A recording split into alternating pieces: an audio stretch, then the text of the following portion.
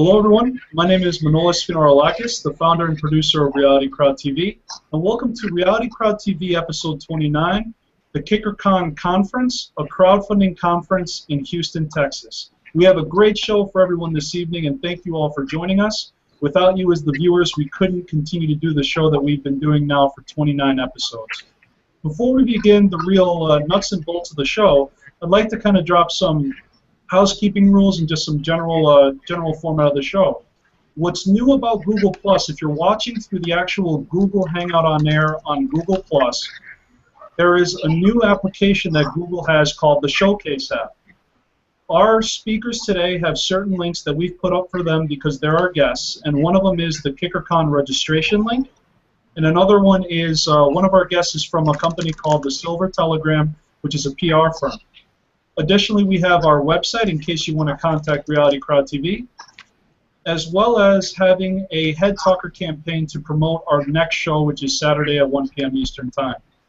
Additionally, if you follow the Circle of Reality Crowd TV, we have a Q&A session in every one of our shows. So if you are watching, again, through Google+, you could participate in the show by submitting a question using the Q&A application.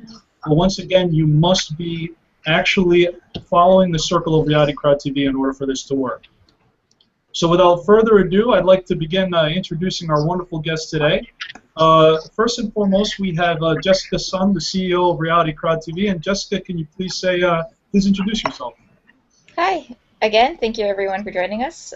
This should be a really great show.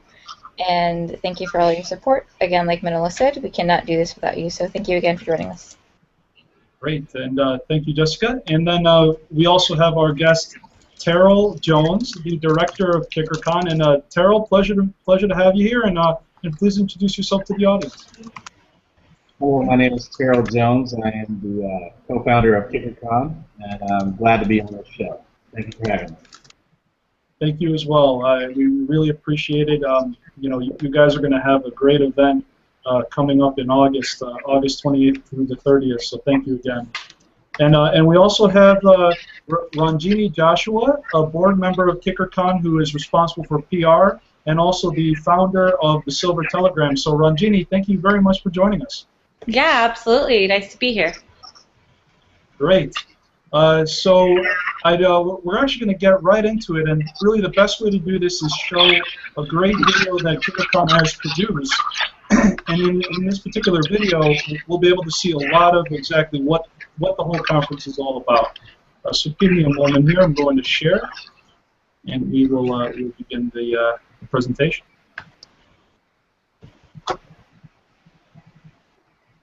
Are you an investor or entrepreneur who wants to know more about crowdfunding, the multi-billion-dollar activity sweeping the world? Do you want to learn how to invest small amounts of capital for maximum returns? And understand the new laws and regulations affecting this disruptive innovation?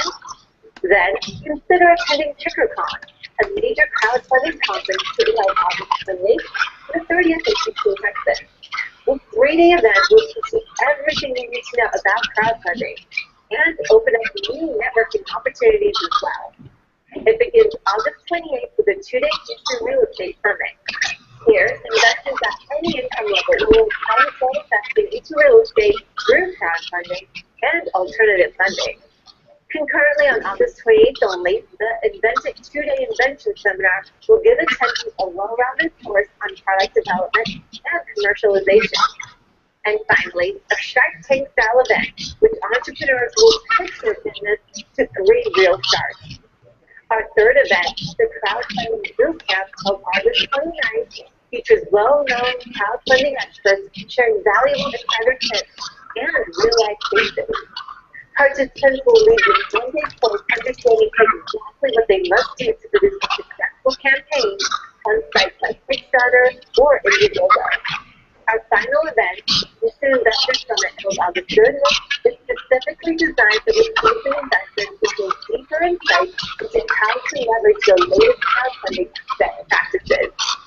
For additional information, including how to buy tickets online to all events, log on to Kickercon's website, www.kickercon.com, or call Kickercon at 657-859-0999. 9661. Excellent. Let me head back here to the show. And it's no secret, guys. I have a bit of a crush on whoever you hired to do that video. So nice job, Terrell. I really enjoyed that. Thank you. We get a lot of feedback about that video. We like it. Oh, absolutely. So let's actually dive in and really just go over it. So, Terrell, what was the inspiration behind hosting an event like Kickercon? How did who else is involved with you? Who's your co-founder, and what was your inspiration to really get Kickercon off the ground? Well, Kickercon, which is a crowdfunding conference and innovation expo, is basically the brainchild of Justin Ryan. Justin and Ryan and I were part of a technology group, and we got together and we basically formed a partnership based on that. And at the time, I had no idea a lot about crowdfunding, and I think he was excited about crowdfunding, and he decided to have a show, and he needed somebody to promote. He saw how fast I put a group together. I think we put 800 people into my group on LinkedIn in 90 days, and he's like, let's partner up and let's do this. He had no idea that I actually did shows before about the technology. So it was very exciting. But along the way, we picked up some friends like Ranjini and the Silver Telegram and Lisa Bastion and Bastion Public PR. I mean, I can go down a whole list, but we have our core people, which is basically Ranjini and Lisa and Stephanie Jelly and a couple other people. And then we have a whole bunch of people that started with us that actually give us good insight and good advice. So it's been very exciting so far. Wonderful, and I could tell there's a lot of excitement because you are attracting a very unique keynotes from across the nation and even global keynotes as well. And Ranjini, how did you get involved with the Kickercon conference? I know you're on the board, so how did you get involved? Well, actually, the Silver Telegram works with a lot of different crowdfunding projects. So we're actually an official Indiegogo partner. We're working and talking to a lot of other new platforms to partner with them as well. So our background is doing PR for crowdfunding projects. And so I believe we connected with Kickercon through LinkedIn, of course, and through some other contacts that we have in common, and thought that we'd be really a good fit for each other. So we're working on making sure that the crowdfunding community knows about Kickercon, and hopefully we are going to be, having a really successful show this year. Wonderful. And is this the first year running for the Kickercon conference, Terrell? Yes, this is the first annual event. We plan on having a secondary event. We do have a contract with Houston if they want to still have us have it there again next year. If not, we might go back to San Antonio. But we do plan on having it be an annual event every year. So we're really excited about that. We want it to be a big event that's an annual event, and we want it to be one of those larger shows, not just a regular show. Our model is to go after. Actually, we model after South by Southwest and One Squad, and we just don't want to focus on donation-based or rewards-based and equity-based. We want to get all three of those, but we also want to get into the vertical markets, because if you look at who's enjoying the benefits of crowdfunding, it's different vertical markets like music and art, film, real estate. You name it, nonprofits, technology, the whole 9 yards. So we want everybody to be involved. A lot of people think we're crazy for doing that, but it's a crowdsourcing, crowdfunding event. And if everybody can't get together and collaborate, that's where good ideas come from. So we plan on making this a big annual event. Absolutely, and the actual name for it too is just a perfect name for it. It embodies the crowdfunding movement. Kickercon, kind of like Comic-Con. It was just a great kind of title. We're in Texas, so we can use the word kicker. We're good. Absolutely. And so what are some of the unique aspects of this? And if you'd like, while you kind of tell me, I could share my screen a little bit here, and we can kind of actually look at the website.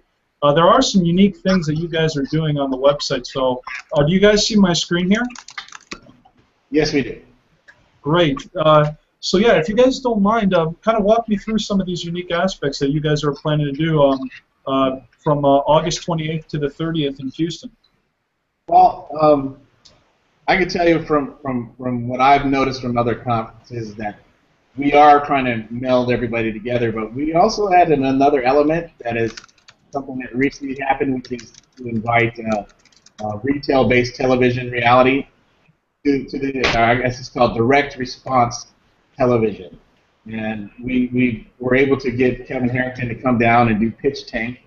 We're also doing a business-to-business pitch offering with Switch Pitch. We also have a real estate summit, which is going to be 2 days during the event, which is very interesting because we have a lot more reception from real estate than any other industry. Real estate and crowdfunding, I think, is going to be one of the biggest things that happen at a crowdfunding. Like, it's going to give more opportunities for finance, in my personal opinion. But I'm still excited about the different areas, but real estate is one to watch. And there's also an inventors summit. So you'll learn how to do invent stuff and how to put your invention together, get it patented. And I think those are things that we haven't seen in other shows.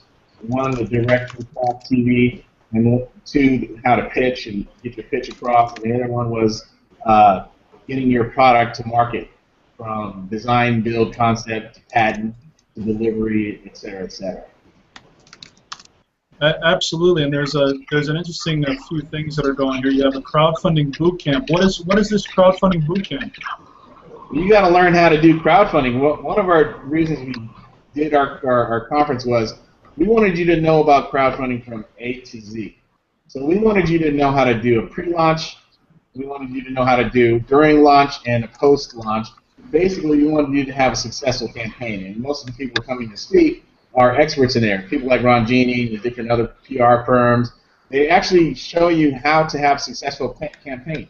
You can't just put up a video on Kickstarter and go, send me the money. It's not really going to work that well. And a lot of people have failed because they really thought magic was going to happen. And really, it's like flying a plane. You got 60, 90 days to raise this money. So you want to do it about 60, 90 days before that, pre-launching, right? And you didn't really do it.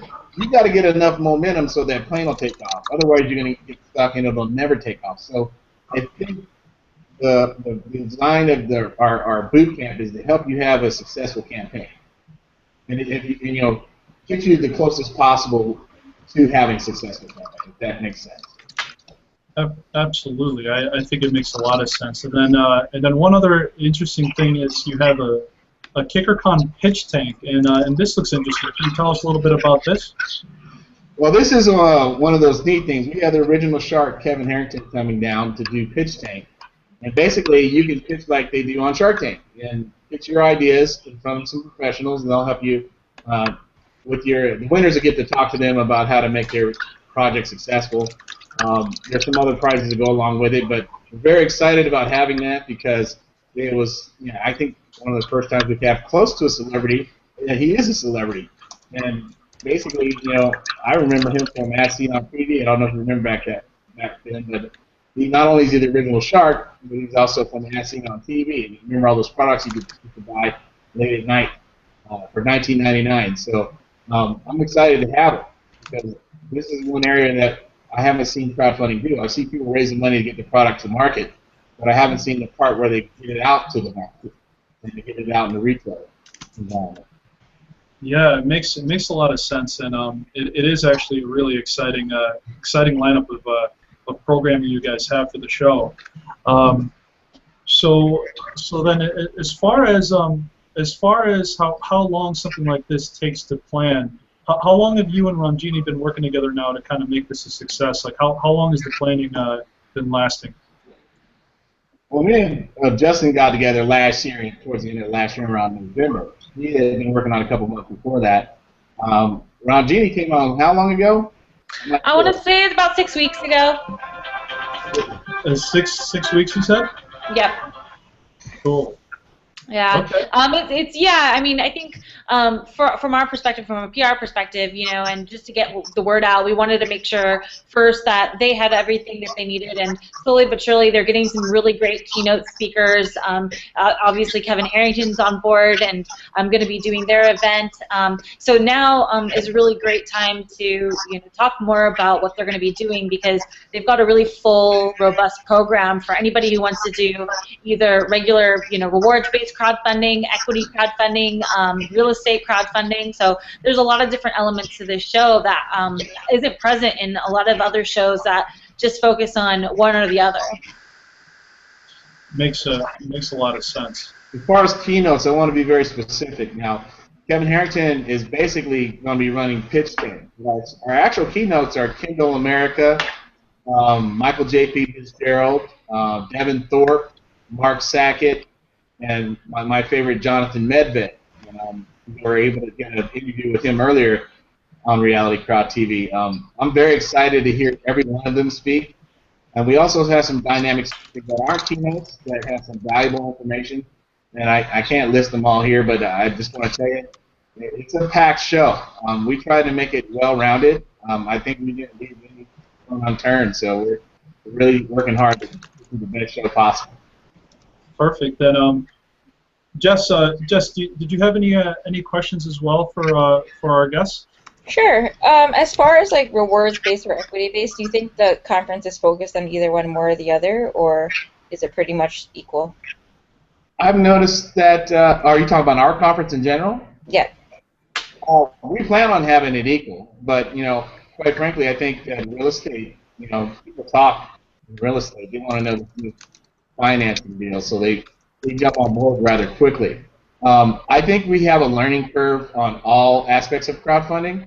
You can walk into a room and ask anybody about crowdfunding, and sometimes you'll hear that only 1% of the room knows even the term. So we're still at the very infant stage, and I think that as time goes by, more and more people will know about it, and so we'll see a better response. But right now, I think it's a learning curve.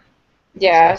Sometimes it's more important actually to learn about both of them, so you can figure out which option is better for you anyway. So. Right. And there's some just brand new rules about Title III crowdfunding and equity crowdfunding that are just coming out. I mean, the rules aren't even finalized yet. So a lot of the education that people already have is on rewards based. So campaigns like on Kickstarter and Indiegogo, Rocket Hub, and then the stuff that'll come in on equity-based crowdfunding will firm up a little bit more in the coming months as the rules get finalized and people really know and understand what they can do with equity crowdfunding. Perfect.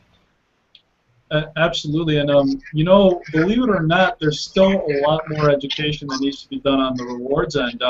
One thing that Jessica and I did when we first kind of started Reality Crowd TV, like to determine if our service, to really create this program was needed, we went to a Main Street coffee house, a Starbucks in New Britain, Connecticut, with a GoPro camera, and we asked 8 people at random. We said, have you ever heard of crowdfunding? Have you ever heard of Kickstarter?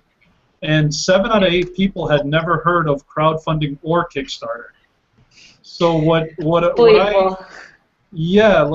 so really what's happening is maybe the people in the tech sector, the finance sector, maybe those who just are in the know about these type of things know about it, but they don't necessarily communicate with Main Street America, perhaps, because there's still a huge amount of the population who has no clue what any of this is.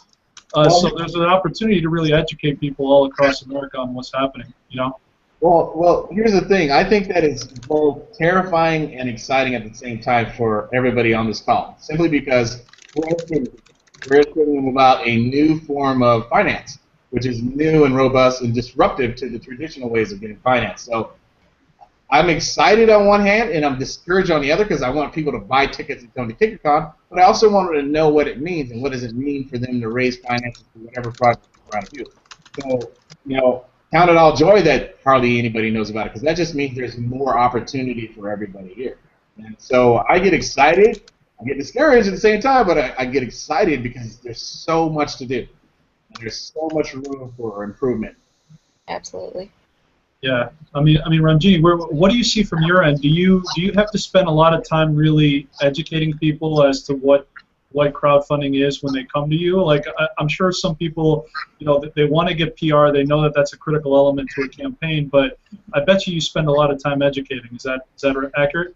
Oh yeah, so we do a lot more than just the PR portion. We actually manage entire crowdfunding campaigns, and so every step of the way is an education process. A lot of people, I mean, things as simple as reaching out to your own network before your crowdfunding project goes live is a big shocker to a lot of people. So just very simple things. I think a lot of people are really into whatever they're crowdfunding, so they forget that simplicity is really important.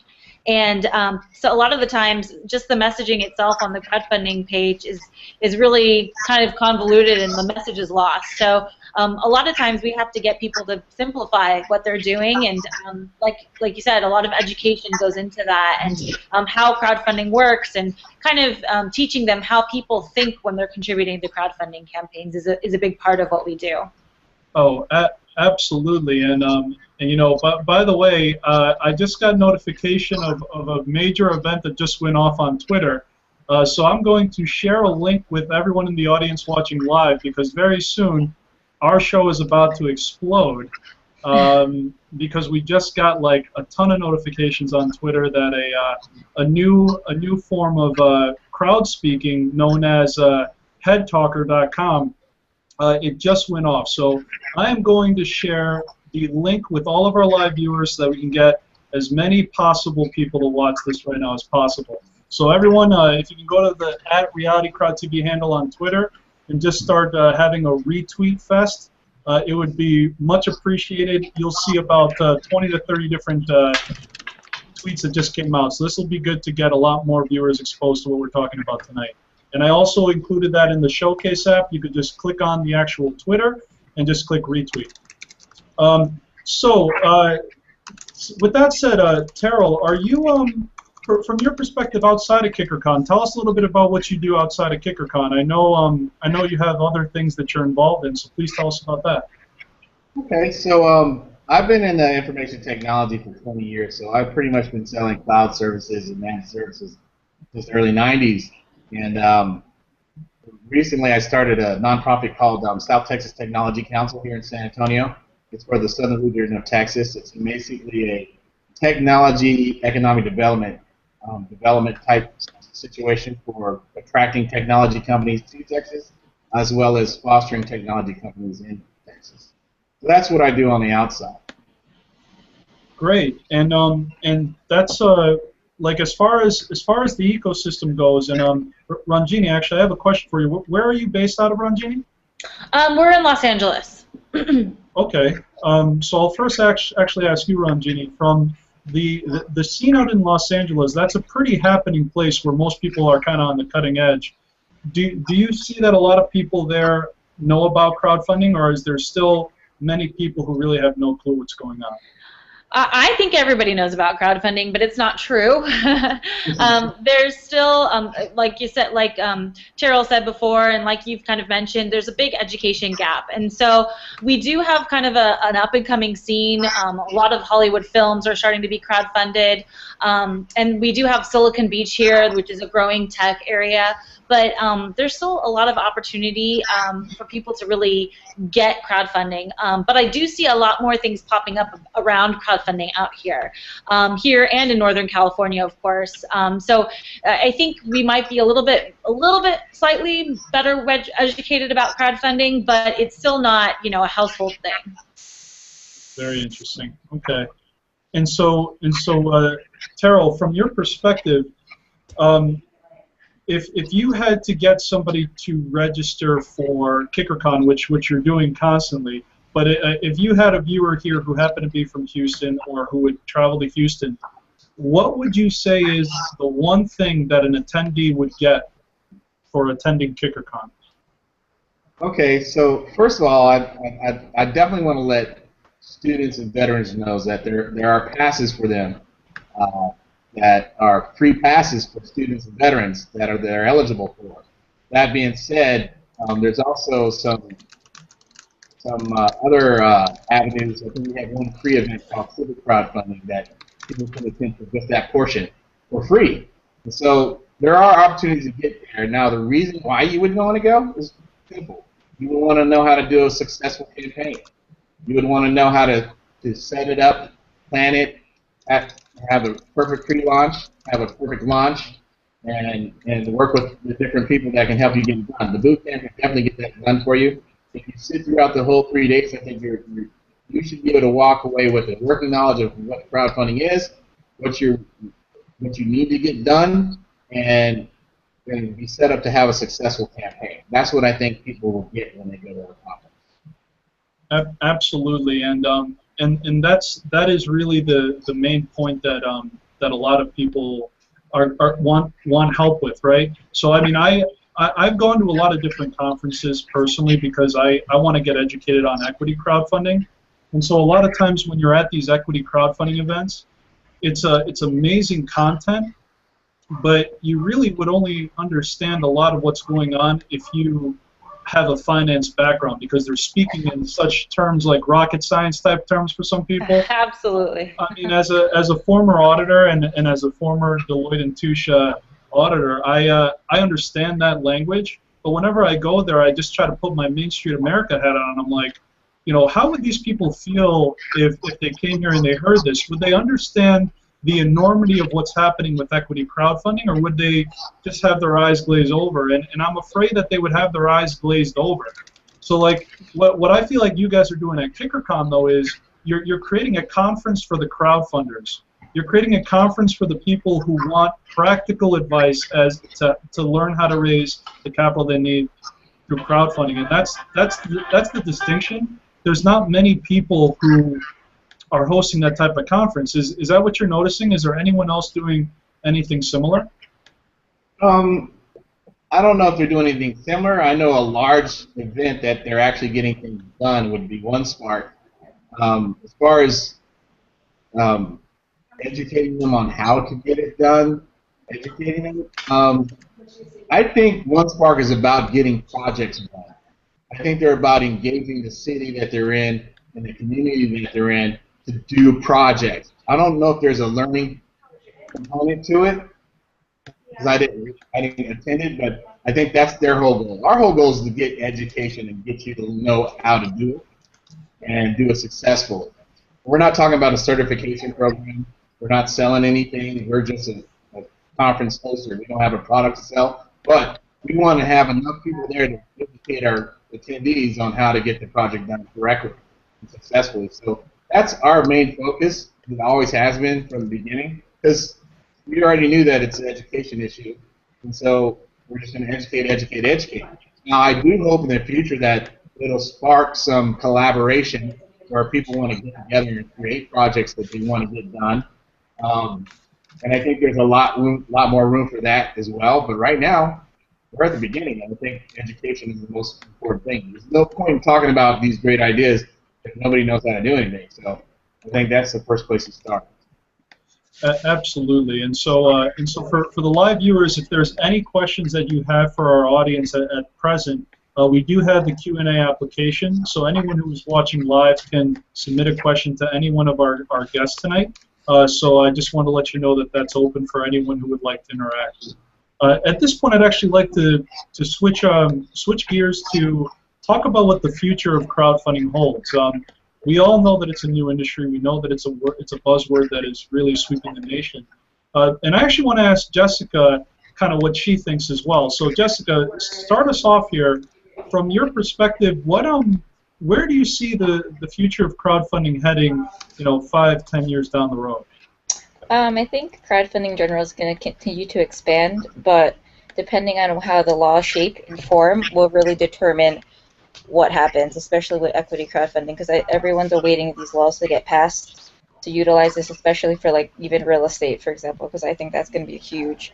But unless those laws pass, I think we're going to continue to do rewards-based crowdfunding, and that itself will continue to expand depending on what the laws take place and what happens when these laws pass, because there's so many rules that we don't know and laws that we don't know yet that's going to happen that it really could change certain things. But as far as crowdfunding in general, I think it's just going to continue to expand and continue to grow. It's just a huge opportunity for entrepreneurs everywhere to get their ideas made into something great. So I think there's definitely more to come, but we have to wait and see what happens with the SEC. Absolutely, and actually, just to kind of throw some statistics out there as well. You know, the crowdfunding started in 2009. It was about $1 billion a year globally back then. By the end of 2013, it accelerated to $5.1 billion a year globally. The last conference I was at, which was in New York about a month ago, the New York Investment Summit held by Coastal Shows, they released additional statistics that said 2014 is looking to be $7.1 billion annually. And then back in November of 2013, the World Bank released a report that said in 20 years, at the rate of growth that crowdfunding is experiencing, we're looking at a $90 billion a year industry in 20 years. So, I mean, the way it's going is both, like you said, Terrell, exciting and scary, because there's a lot of opportunity but a lot of danger as well, because there's, you know, you want to make sure that whoever is actually doing this is doing it in the right way and not doing it, you know, unscrupulously or hurting people in the process. So Ranjini, I'll pose that same question to you. Where do you see crowdfunding in 5 to 10 years from now? Well, I think the education part is still a really, really big deal. I think some of the fad crowdfunding will probably go out, and that's more along the lines of the rewards-based crowdfunding. I think people will feel that there's a lot more opportunity in equity-based crowdfunding, and it'll kind of change the way people maybe even approach their 401ks or invest in general. It gives people a direct access of really being able to invest at the bottom floor of a new startup, or whether it be real estate. So it's really expanding possibilities, and I think the next 2-3 years are going to be really about education, and then crowdfunding will become, you know, a new platform for investment for people, and a lot more accessible than what, you know, the stock market has been in the past. So I think it's going to grow as far as being able to have, you know, everyday people invest in some bigger things in the future. Oh, absolutely. Now, so you raised an interesting point. You actually think that equity eventually might make rewards extinct? No, I don't think rewards will be extinct, but I think it will be less exciting for people right now. There's a lot of really cool things happening. I don't know if you guys have seen like campaigns like the Coolest Cooler, or of course the Pebble Watch, things like that. I mean, I think people get really excited and riled up about it, and I think it does give individual inventors an opportunity and a platform to raise new ideas. But from the media perspective, what we've seen is people are getting jaded because a lot of campaigns aren't following through. So I think as more and more campaigns you know, fail, as more and more campaigns don't fulfill their promises, and then there's those campaigns that are really successful, I think people are going to be a lot more careful about the kinds of campaigns that, reward-based campaigns that they contribute to, and I think it might kind of take away some of that edge that rewards-based campaigns have right now. Okay, I actually see what you're saying, because you know, one example of maybe a little bit of the struggles that we've seen was the actual Oculus Rift story. So if the audience has heard of the Oculus Rift, it's actually a technology that's a virtual reality goggle. It started off as a Kickstarter. I think they only asked for $200,000 to, you know, start them off. They raised around $2 million in Kickstarter. Shortly thereafter, they received about $75 million in venture capital, and then 2 years later, Facebook just announced, I believe, 3 months ago, they bought them out for $2 billion. But this was a rewards campaign, so the backers, they got their Oculus Rift, but they didn't enjoy any kind of financial return. So a few of them felt kind of slighted to say, you know, I backed you, and now and now, you know, I'm not. You know, you're selling out to Facebook. You know, it's like, you know, now you're selling out to Facebook. I backed you. I backed you because I thought you needed us. You know what I mean? So, like, yeah, I could see that. Have you heard that argument, Terrell, in that specific instance? Well, first let me just say, I think that crowdfunding is going to have a hype cycle, and you're going to flush out a lot of things that were erroneous, but it's going to be here to stay, I believe. But as far as the reward-based versus equity-based, I think you need both of them. I think you need these fresh ideas that people believe in. Like, I believe in solar roadways. If I was too late to invest in them because it was already over before I even got around to it, and they already hit their goal, and they were in and out at 2.2 million. But I still would invest in them even if I didn't get equity because I believe in their product. So when people get emotionally attached to a product, they're excited about it. They're not going to not invest in it if they believe in it. Now, a neat thing that we've noticed, it was in your last interview, John Medved said, we had a guy that did a deal and he had a rewards base, but he turned around and had an equity base with us. So he got his first 20,000 and 200,000 or 2 million with us. So I don't see it. I think they can actually help each other. We can get a product from design, build, and start, and then they can get into the the higher echelons of financing, round 1, round 2, round 3. So it's not a bad thing, I don't think. I think if anything, it's going to enhance crowdfunding in the future. But I do think that there's going to be some cruddy deals that go through because people get excited. Now we just saw potato salad, but there have been some awesome things like, what is it, Revo lights. I love that stuff. I try to. You can't ride the bike in San Antonio. It's 100 degrees outside, but at nighttime it's awesome. And I want those Revo lights for my bike. So I can ride my bicycle at night when it's 80 degrees and not 110. So I mean, there's products that I get emotional about. I don't care if I don't get any equity. I just want them to be there. So when I want them, I got one for high blood pressure. I love that thing. I can put it in my pocket. I can check my blood pressure on the go, and don't worry about it. So I mean, there's products that I would just buy. So these I don't think are going to go away. And I think they get that entry point for the small company that build their product and get it out there. I think they're ready to go. Yeah, Terrell, you raise an amazing point there. They both complement each other in a variety of ways. Some might say, if you're a company that has that type of an appeal to the public, your best bet is not even to think about equity. It would be to prove your concept on the rewards base, and then that would kind of be the proof of concept for you and your company to say, now that I have this track record that I've executed on a campaign, I fulfilled the rewards, I learned the manufacturing process, that individual entrepreneur's resume is now heightened tenfold because of this experience. It's such a learning experience for them. So I fully agree with you. This is interesting. So let me just double check here. I want to look at the little something. Research and development should be done through rewards-based crowdfunding because it's cheaper than trying to go and build. Nobody can be Microsoft and have $1 billion extra for R&D. Sometimes an existing company could just do rewards-based, and Bob's your uncle. You got this product. You don't want to put a lot of money into it, but maybe you put a little bit and get it up and running and see how the market takes it. Absolutely. It's a perfect opportunity for the pre-sale market. Does this idea work? Can we sell X amount of these right now? And then maybe later do an equity-based crowdfunding project with it, But sometimes the cost, based on what we're seeing now, the cost for equity crowdfunding might be too much for smaller things, right?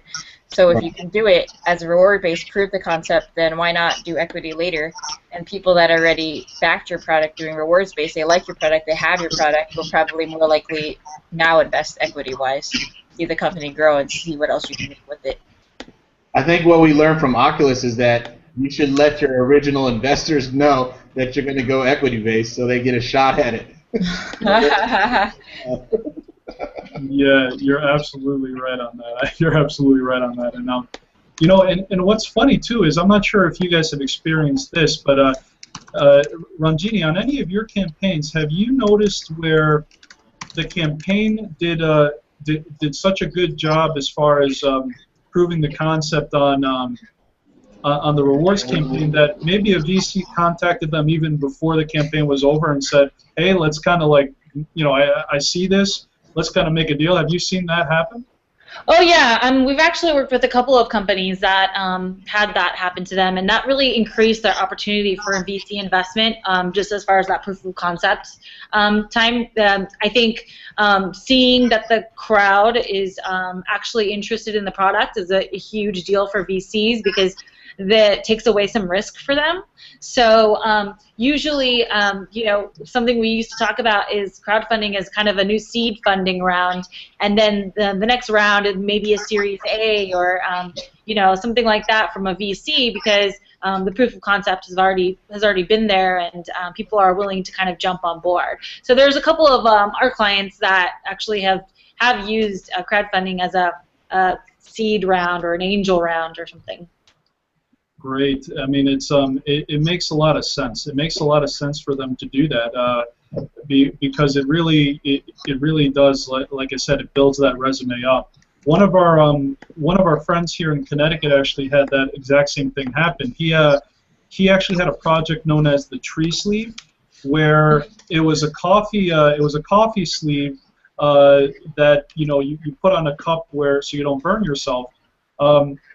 He got all the way up to $70,000 out of his $100,000 goal, and a VC had been watching it, and he called him up and he said, Raymond, let's talk. I look a week later, he cancels his campaign at $70,000. I'm like, what the heck? Why did you cancel your campaign? So he calls me up and he says, Manolis, the VC said, listen, here's the $100,000. Stop your campaign. I want to stop you from doing this, and let me introduce you to Starbucks. So, oh, wow. Yeah, the kid's life literally changed in an instant. And the beauty of his thing was it wasn't about the money for him. The beauty of his tree sleeve is every tree sleeve sold, a tree is planted somewhere in the world. So every tree sleeve, a tree is planted somewhere.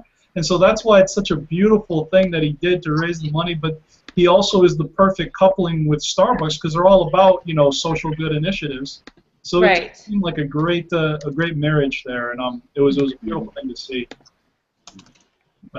So all right. It looks like we're basically out of time. We are just going to double check here. It looks like there is a potential question coming in shortly, but let's actually wrap this up a little bit.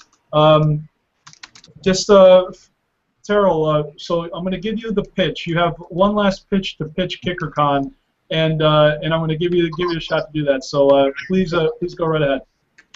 Well, if you are trying to learn how to get a successful campaign started and trying to learn about crowdfunding, you definitely want to get down to Kickercon. We're going to have every type of speaker there for you to help you learn what crowdfunding is, how to have a successful campaign, and what other types of opportunities you can look forward to. So come on down to Texas, enjoy some Mexican food, and have fun. It's going to be awesome. By the way, we got the free tickets for students and free tickets for veterans. So be looking on the Kickercon site on Facebook and on Twitter, and they're out there. Just learning where to sign up. Awesome, thank you. And Ranjini, I'll give you another chance to pitch Kickercon as well, and then you could also pitch your company, the Silver Telegram. Well, I mean, I think Kickercon is really a place for anybody to come and learn more about crowdfunding, even get their crowdfunding campaign started. There's a lot of resources that we're going to have. Again, Taro mentioned the pitch contest, so startups are welcome to show up and see what they can do and get some feedback on their proposals. And I think if anyone of you need help with your crowdfunding campaign, please feel free to contact the Silver Telegram, and we can give you some advice to get you started. Very cool. And so thank you guys for that. And by the way, for both of our guests, we have a registration link again for Kickercon. The Eventbrite information is there. We also have the link to the Silver Telegram. It's also here if you'd like to look them up as well. So it's kickercon.com, and I believe it's the silvertelegram.com. Is that right, Ranjini? Yep, that's it. Perfect. And Jess, last remarks for this episode? Sure. Again, education is extremely important, especially that crowdfunding is so new. So Kickercon, great opportunity. Learn more about crowdfunding. Get yourself loaded with as much information as possible before equity crowdfunding comes out. Right now, because reward-based crowdfunding is growing so fast, learn about it. Get as much knowledge. Kickercon's going to be great. So thank you guys both for joining us today as well. Thank you for having us. Great, and actually we do have one comment which I believe I know where it's coming from. This is my good friend Eric Kaufman with Acumen Business Advisors. So in regards to the proof of concept, he says, Manolis, it's called customer validation. And you're absolutely right, Eric. You're absolutely right. So very good, everyone. Well, you know, thank you all again for joining us. You, the viewers, are the #1 reason we do this. So thanks again, everyone. And until next time, dream it, believe it, achieve it. Thank you.